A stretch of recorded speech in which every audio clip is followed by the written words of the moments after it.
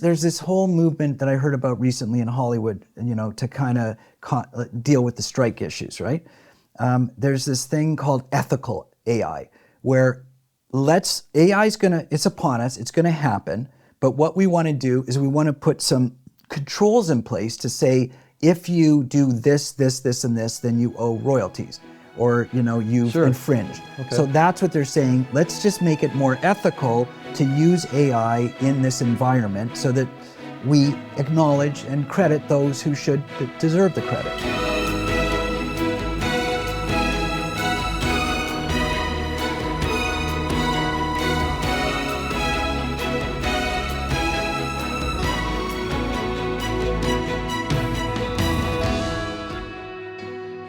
Hi, my name is Jim Ellis, and this is Industry Insights, where we bring in industry experts to share their knowledge and experience to the next generation of filmmakers. We're here at the Film Hub, a co-working studio space here at the film-friendly city of Vista, California. Wonderful place to be. And today we have our return guest, Jeff Deverett, wonderful man that we met a number of years ago. And he's done 7 feature films. 3 of them have been on Netflix. He's also an educator. He's been working at San Diego State University in the film department, where he teaches finance, and what else are you teaching? Distribution, marketing, and production. And he's also a consultant for independent filmmakers. His kids don't think he's cool, but I do. And so we brought him back to talk about what's going on in Hollywood right now with AI and the relationship to that, to the strikes that are going on. So it should be a very interesting subject. The strikes are about 2 things. One is what all strikes are about, money, okay? But I'd say maybe the major issue, or at least equal major issue, is about the integration of AI, artificial intelligence, into the film industry, both writing, acting, at all levels. And it's a scary, scary situation because AI is real. I mean, I know all about AI because I teach at San Diego State University in the film department. And a lot of my students use AI to generate their assignments and papers, and we're aware of that. And now let's back up just a little bit. AI, artificial intelligence. I mean, in my mind, and maybe you can correct me, it's been around since computers, right? I mean, just a calculator and a computer is artificial intelligence, right? Fair enough. So now we've got developed to a point that it's more comprehensive. I don't know that it can think like a human mind, but if you give it the right parameters, it'll give you a solution. So how would that work for the film industry? Okay, first of all, I want to make it very clear. I am not an AI expert, okay? I'm up to speed on some of the things I read and listen to and everything like that, but AI is a very complicated, complex area, and I'm not an expert in it, all right? So I've listened to a lot of experts speak, and everybody's going to go on this wild journey right now for the next couple of decades with the integration of AI into all walks of life, not just the film industry. So I'm learning just like you are, all right? But here's what I know, all right? First of all, you just said something. You said AI is not as, say, powerful as the human mind. I mean, I'm sure there's a lot of AI developers who would say it's way more powerful. Yeah. I mean, think of what AI can do that the humans can't. You can process so much information so quickly that we could never hope to. On that side, sure. Okay, now you're going to talk about creativity, though. Can an AI generated, document, script, let's say, let's talk about a script. Is it as creative as what a human generated script would be? I kind of think it is. I mean, it could be. I do. Yeah. But perhaps what I'm thinking more about is, I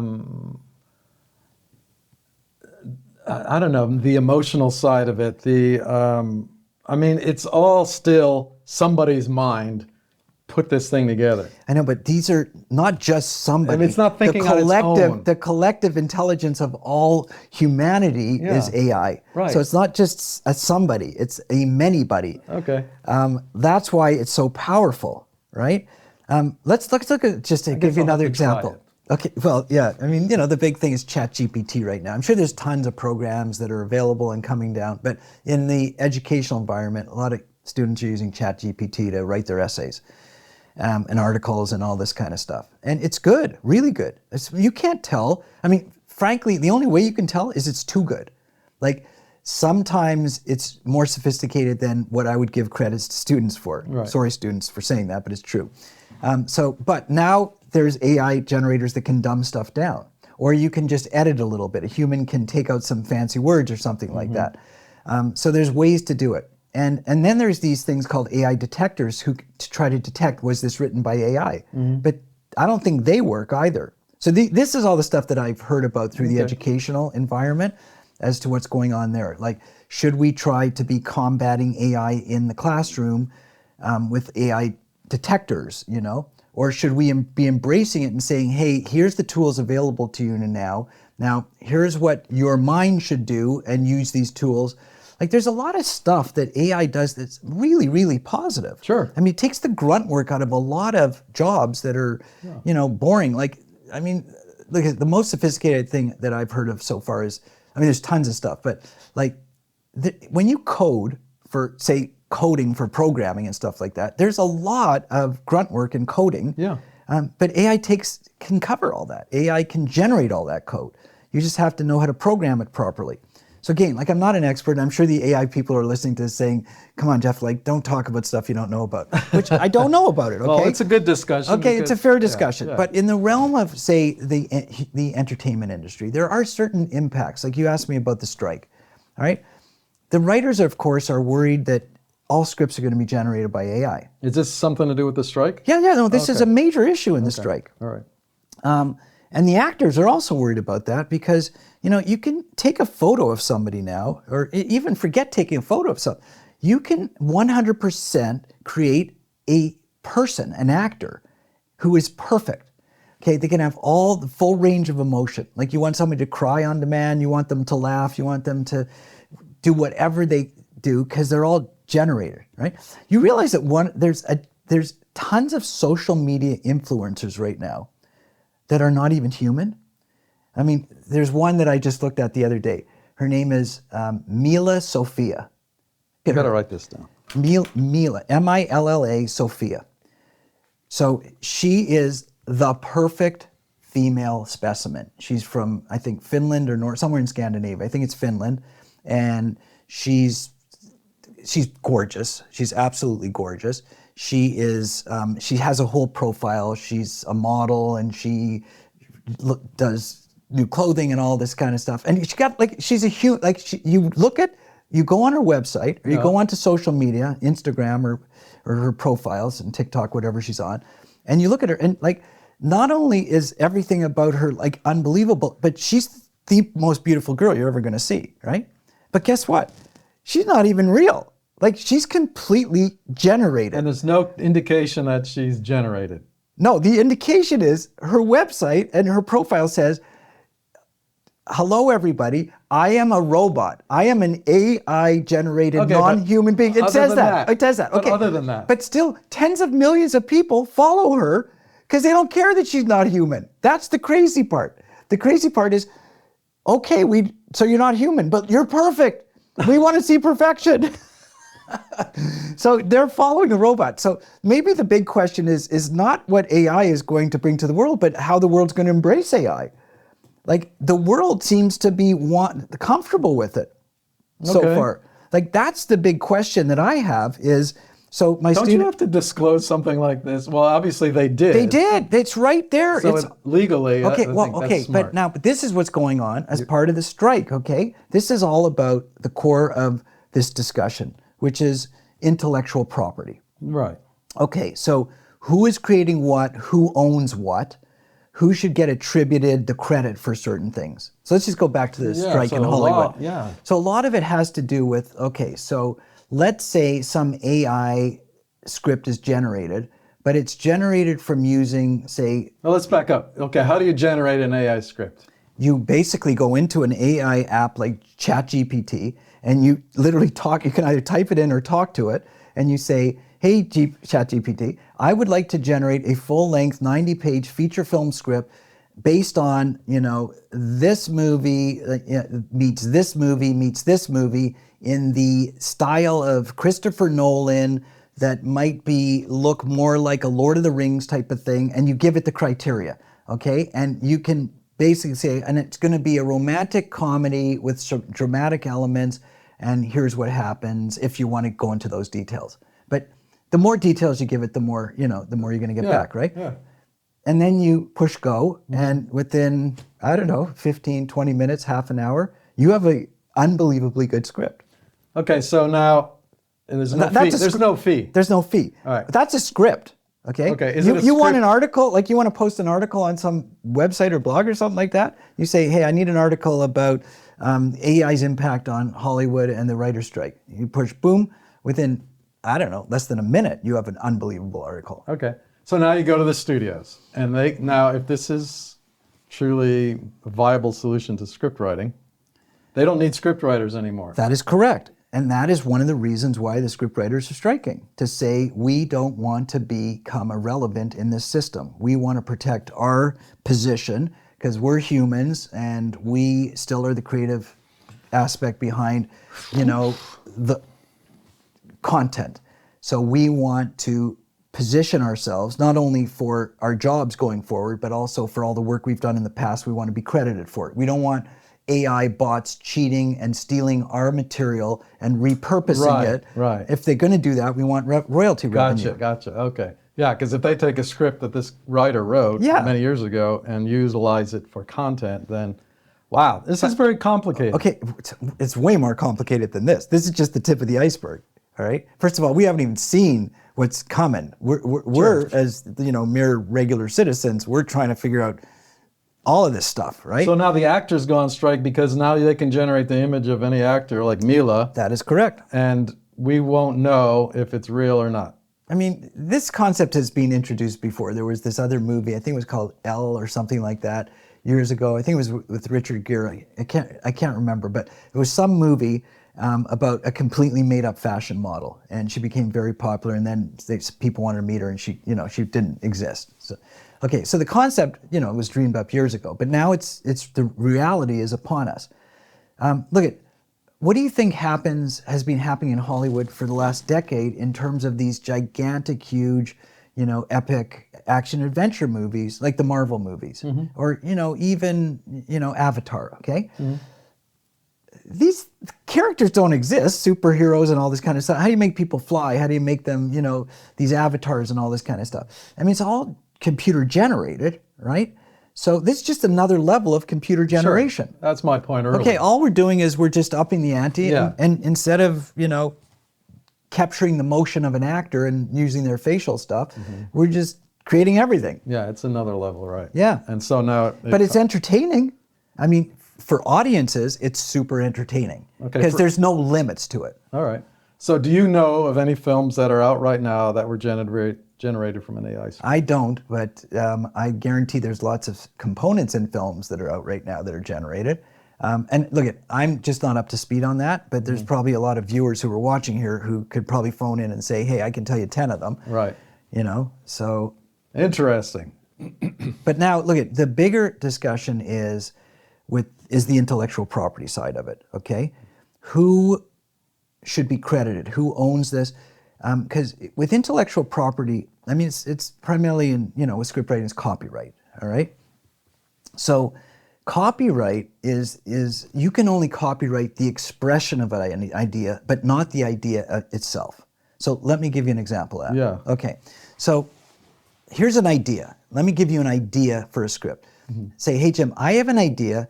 I'm going to write a script about this guy from this side of the tracks and this girl from this side of the tracks. So she's the rich girl, he's the poor guy. They should never be together because they come from different cultures and different, places in society. But they meet randomly and they want to be together. Okay, that's the concept. Do you like that? Age-old story. It's a great concept, right? Okay, that is not copyrightable because that's just an idea. Right. It's just a concept, it's an idea, Gotcha. okay? Now, but I'm going to take that and I'm going to write a play, and I'm going to call it Romeo and Juliet. Oh, and by the way, my name's Shakespeare, okay? That's copyrightable because what he's done is he's given the expression of the idea. The expression of the idea. Right. So he can copyright the expression of that idea. Right. Then along comes somebody and they say, I'm going to write a movie script, and it's going to be called West Side Story. And my characters are Tony and Maria. Okay, and then Disney comes along and says, hey, we're going to adapt this into a musical, and we're going to call it High School Musical. And our characters are whatever their names were, right? And then, you know, somebody else says, hey, we're going to do it, and we're going to do it, and we're going to call it Grease. And we're going to have Tony and Sandy, or whatever his name was. Yeah, okay. And it's the same idea, but it's expressed differently. Right. So the expression is copyrightable, but the idea is not. So the question when we come back to AI is, are they cheating the expression and or are they just using the ideas? Are they incorporating these concepts and matching them together, or are they infringing and taking, grabbing components of the actual expression? And this is tricky. I mean, only the developers of what do you call it? ChatGPT. Yeah, can tell you the answer. No, to that they question. can't even tell you. They can't even tell you because the program takes a life on of its own. What do you mean? No, but only they program the program. But it's a decision. This is a decision that society has to make, and we make it through the court system, okay, the judicial system. So basically, let's say there's an infringement, a copyright infringement case, and some writers in Hollywood or whatever say, hey, they stole this, this, and this from me. I can identify because this component came out of my script and this component came out, and they merged it together. So we have to make multiple decisions. If you're sitting on this trial, right, okay, one is, did they steal enough of it? Because there is a, copyright infringement, you have to have stolen enough of it. Secondly, but again, is it the idea they stole from or the essence? Okay, second, what did they steal? Did they steal the expression? Did they steal the idea? Okay, what they stole, was that fall under infringement or what we call fair use? But that's what I mean, the programming. But it's more. Programmers can tell you that. So there's this whole movement that I heard about recently in Hollywood, to kind of deal with the strike issues, right? There's this thing called ethical AI, where it's upon us, it's gonna happen, but what we wanna do is we wanna put some controls in place to say, if you do this, this, this, and this, then you owe royalties, or you've infringed. Okay. So that's what they're saying. Let's just make it more ethical to use AI in this environment so that we acknowledge and credit those who should deserve the credit. Yeah, it's just a very gray area. Yeah, it's super complicated. It's new and it has to be developed, and like everything else we've gone through in the last 20 years, right? Yeah. And I imagine they will come up with some concepts to make it ethical and maybe this is a very, very big game changer. Of all the game changers, to me, this is the biggest one. I mean, we're getting into concepts of kind of like the Matrix, which are way bigger concepts. Like, do human beings actually matter? Are they relevant? What's the point of life? Like, why are we, these tools that are replacing us, do we want them to replace us? What do we want them to replace? Are we going to enjoy the benefits of what they're giving us, or are we going to dread it? So these are the big questions. Yeah, I think it's going to be both, because it's like music continued to develop itself, right? We started off with AM stations, then we went to FM, then everybody thought AM's going to go away. We still have AM stations today, so there's always going to be a place for each concept, I think. It's not like one AI is going to take over everything, is my opinion, I suppose. Yeah, I'm not sure I share that opinion with you, but that's for another time. Yeah. I believe this, of all the game changers, this one's the biggest one. Yeah, no, it's big for sure. We survived going through the year 2000 when everybody thought every computer was going to shut down. Correct. And so I think we'll get through this one as well. But it's going to be a little painful, I think. For a lot of people. It'll be interesting to see how it evolves and how it gets embraced by humanity. And this is not just about the entertainment business. This is about everything. Right. This is about every component of life and society, because it will have an impact, a huge, wide impact. So people are going to have to decide, like you said, AM stations still exist because some people want them. So we'll see what people want. Yeah. Do they still want to watch movies made by human beings, or do they all don't care that it's all 100% computer generated? Right. Is it about the entertainment value, or is it about who created the entertainment value? Well, in my opinion, it's still going to be, you're going to be able to tell the difference because some component is missing. And I don't know what that component is, Yeah. but I feel like something's going to be missing. And we'll Well, see. Well, let's call it, just for this discussion, because we don't know, but let's call it the human component, okay? Yeah. Let's call it that, okay? I like that. Okay, so what would you rather look at? A really, really beautiful woman who is real but has some imperfections, which in some cases, makes her more human and more beautiful, or a completely perfect AI-generated human being who can do absolutely every emotion, range of emotion, can cry, can laugh, can do this, and is the perfect actor. Perfect actor, like that. Yeah. And you never, no takes, program, cry, laugh, jump, Yeah, do. I can't answer Okay? the question until I see Until this you perfect see person. it, okay?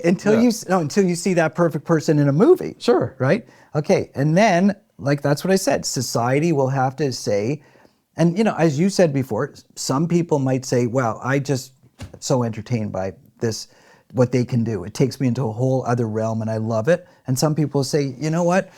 I don't want perfection. I want human. I want reality. So that, maybe it'll be splintered like AM and FM is, and Sirius and satellite and all that. And they're different strokes for different folks. Yeah.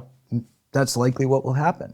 All right, we'll tune in next year when we talk about this again and see what really happens. Yeah, you need to get some AI experts in here to talk about what's really going on. Yeah, we should do that. Again, disclaimer, I'm just the tip of the iceberg understanding this. I'm just on an adventure like everybody else. It's going to be very interesting to see what happens. Well, here's your invitation. If you're an AI expert, contact us here at the Film Hub. In the meantime, if they want to find out what you're up to, where do they go? They can go, you just gave me the opportunity to plug this new platform I'm working on. So they can, if you want to reach me, you can go to my website. It's called Deverett Media. So deverettmedia.com, and you can find out about me and contact me, or I do consulting if you're interested in me helping you make your films or finance them or talking to you about AI or whatever, okay? Now, in addition to this tax credit thing I've been working on, I've been very busy developing a brand new platform for independent filmmakers to access resources at a more cost-effective rate. It's called the Indie Film Community, and it also has a website, so indiefilmcommunity.com. And there's a YouTube channel with lots and lots of video of me talking about everything film related, everything from finance to production, distribution, marketing, all subjects in a lot of detail at a very practical level, designed for low budget indie films, like things for say 500,000 or less, which is way different than bigger, but even different than $2 million, all right? So if you're looking to do something at a lower budget, more practical level, which I think you should be, because you can these days with the technology that exists, and I'm not talking AI, I'm just talking lighting and cameras and everything. Is like, we're sitting in the studio and we're using LED lighting now as opposed to big, these big lights, and it's just as good, right? So we talk about all that, and what we've done in this, the idea for this platform is to empower independent filmmakers to be able to make their films more cost effectively and give them the tools and resources to do that. So in addition to education, which is a lot of videos, the way I pitch it is I say, this is kind of like the American Automobile Association concept for indie filmmakers. So when you join the AAA, like if you're driving down the road on the highway and you get a flat tire, like you get a nail and your tire bursts and you pull over on the side of the highway, you have two options. Three. You can just sit there and cry. But if you want to get out of there, if a tow truck pulls up, they're gonna, say, I can give you a tow, and that's gonna cost you $500, right? But if you're a member of the AAA, you make a phone call because you paid your annual membership fee of $80 or $100, whatever it is, and you make a phone call, and their tow truck shows up, and you're taken care of. So that's what this is. This is a bunch of very important services that you will need on your film, every filmmaker needs, like budgeting, scheduling, insurance, legals. So it doesn't matter where you're making your film, these are things that you need in a film. Yeah. Like this isn't about equipment, because that's local. It's not about actors, it's more the global, bigger stuff. Legals is a big thing, a whole legal package. Generally, filmmakers get ripped off when they do their legals. But it's also primarily, so that's to help them make their films more cost effectively. If you're a member of this like this web platform, and then you can access all this stuff, including consulting and everything at much more cost effective prices. But then the big thing is distribution marketing. All right. This biggest struggle is after you've made your film, how do you get it out into the marketplace and start to create audience awareness and monetize it? So most of the tools and education is based on that side, because that's the biggest struggle for indie filmmakers. Yeah. Well, that's great. That's great, Jeff. See, that's why you're the new brand of cool. And I like that. And he's always helping, develop things that will help filmmakers. And so we're going to continue this. If you don't mind, we'll get back together again and see how this bill's going, and a number of other things we can talk about. But until then, find out more about the Film Hub by going to following us on Instagram, The Film Hub Inc., or visit our website at thefilmhubinc.com. So until next time, see you then. The Film Hub. Inspire the creative. Ignite the world.